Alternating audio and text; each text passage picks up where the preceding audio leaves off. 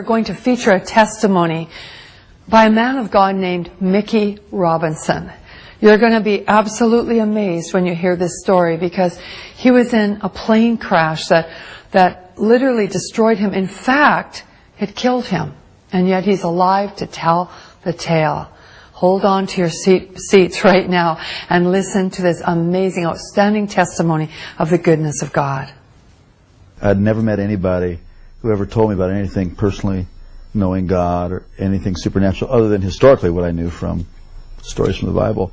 Never met one person who told me they had a real relationship with Jesus. Never knew about the need to really come into a relationship with the Lord through Jesus. And I was busy getting it on. But there's not enough excitement in the world to ever satisfy. You always got to have more. And I like stuff that was edgy, skiing, and I always liked aviation stuff. And so I started taking flying lessons. Then I thought it'd be more fun jumping out of airplanes. So I became a sport parachutist, and that really got me. I mean, I became obsessed with skydiving. It really consumed my life. My existence revolved around that 30 to 60 seconds in free fall and that 5-minute parachute ride. Then I had to do it again. It's like a drug, It's it's almost good. like an addiction. Oh, totally.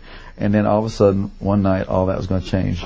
Shortly after takeoff, I don't really recall much because I was kind of dozing off, sitting next to the pilot, or actually sitting on the floor next to the pilot where we moved the seats in this new aircraft. And I was awakened by a sound unfamiliar to me. It was the sound of the motor going completely silent. Uh-oh. And the pilot turned to me and he slapped me. He says, "That's it, we're going down." So we just pitched forward and we plummeted straight down at over 100 miles an hour.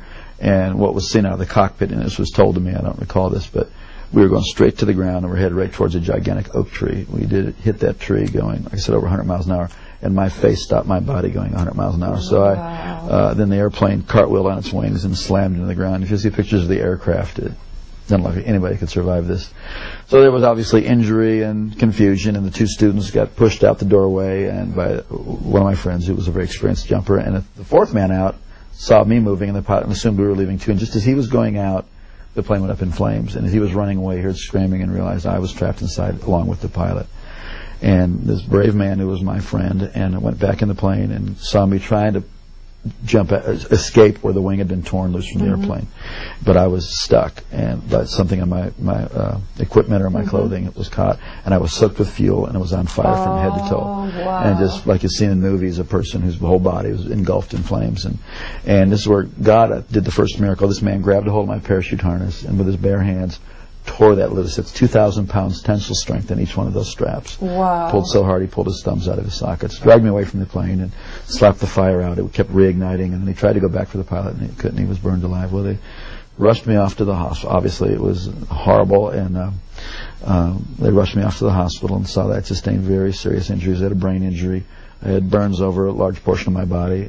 I had to find out my eye was blind, my right eye was blind, and tremendous cuts, and the shock of that crash. They told my family I was going to die. They told my sister to come that day because I was not going to be there in the afternoon. I had an experience I had never heard about. Never heard anything like this. As I was laying there in that condition, just racked with pain and discomfort in every way possible, suddenly my inner man, the real me, my spirit, sat up out of my body, and I could feel my legs go through the springs of the bed. Wow. And my spirit came out of my body as if you would take a glove off your hand. And instantly, I was in a spiritual world. Instantaneously, I knew this was the real world. And this man that I was seeing was the real me. Now, when that happened, were you aware of any pain still? Or no, I was totally completely separated from the pain and the carcass. Completely, no. And I didn't even remember turning around and looking. I mean, I was transferred immediately into a spiritual dimension. And everything about the spirit world is more real than this world. The colors are brighter, the edges of everything are sharper, the emotions are just enhanced, they are clear. And instantaneously, the thing that really struck me the most was there was a complete absence of the awareness of time. Everything in this world is relative to time. You got up this morning, you'll go to bed at night, something is old, something is new, it will get old. Something is born, it will die. Everything in this plane, in the physical plane, in the natural plane, is relative to time. But everything in the spiritual plane is relative to eternity. So what had been natural to be aware of time was totally gone. And I was totally aware of eternity. It is shocking. It is stunning to be conscious and to know what eternity is. Also, logic and reasoning doesn't happen there. Based on the sum total of all my intelligent thoughts that I've learned. I've had a death and I'm in the spirit world. It's like you just know that you know that you know. It's like having a revelation constantly, and it was incredible. And I knew I was traveling. I could feel, that I was traveling. And as I looked ahead, there was this pure white light. It was whiter than the whitest snow and brighter than 10,000 suns. And yet I could look right at it, and it was compelling. And it was like I was being towed. I was being towed like a tractor being. And as I was looking, I could feel this anticipation. But then simultaneous to that, on my right side, I could feel something, and I looked, and there was this blackness sweeping. Now, this blackness, as I looked at it, instantly I was aware of its complete nature. It was eternal, like I was experiencing eternity. It was without any matter. It was without any life. It was void, and it was forever non-negotiable, cut off from the source of all life.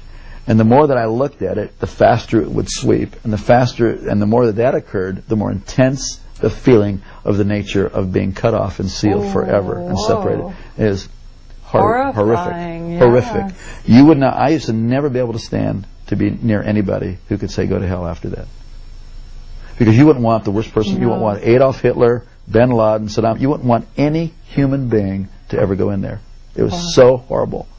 And as that was sweeping, it got down to, it was eclipsing this light.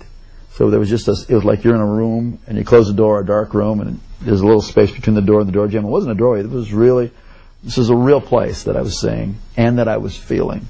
And as it was closing, it was eclipsing, and now I'm standing on the very edge, the precipice of eternal separation. And I scream out of my spirit, I'm sorry, I want to live. Give me another chance. And just before that was to close, I was standing in the presence of Almighty God. Whoa. And instantly I knew I would never die for eternity. And that's mercy. It's unbelievable. Wow. And instantly I knew that this being who was off on this side of me, who I didn't see, but I was standing in this river of golden radiation. It looked like a moving river of golden light. And this river went that way, it went that way, it was underneath me, it was going right through me. And this river was alive. I don't know how to describe it, except that it's called the River of Life. This river was alive, and it's going right through me, and I'm more alive than anybody can imagine. I mean, this is the height of the experience of life. It filled up with life, and somehow I knew this being was going to take care of me for eternity. I didn't see the New Jerusalem. I didn't see any angels in heaven. I didn't see any people who had gone before me. This was the max. So I was so filled with just the love and all of God's majesty, all of His authority, all of His love, everything was just flowing through me. I was like vibrating like a tuning fork, the very essence of God's nature. But when God spoke to me, and not in a language like you and I are talking now, but the knowledge of His purpose, the word of His purpose, came in through that same light. And I was taken back to the same way I left, so like being reeled in like a kite, and I went down through space and time, this dimension. As my spirit settled into my body, and I could start to hear out of these ears and see out of this eye, I came to in the room, materialized, kind of like they beam up on Star Trek. Right. And I heard myself speaking in this beautiful language that I had never heard anybody talk about before. The heavenly language. It was a beautiful language. And when my brain turned on, I thought, what in the heck is this other language? And I was no longer, the person who was dying and dead was no longer, and I was born again and filled with the Holy Ghost. I never heard about that. For years I wondered, what was that blackness, and why did it sweep down to where it was just a sliver, like about a half-inch of white light? And years later, God revealed it to me. It was really a historical record of my life, that for all the years that I had lived, I was in darkness, and God gave me a space to cry out to Him. And in that space, it changed my future, my destiny, my whole purpose. God loved me the whole time. God was with me.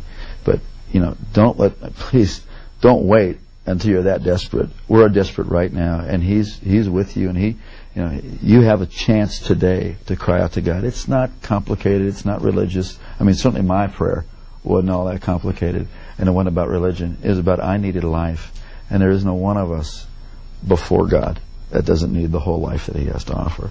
It's usually fear that keeps us from doing that. Or like we're afraid, well, I'm not good enough. That's the whole deal. We need God.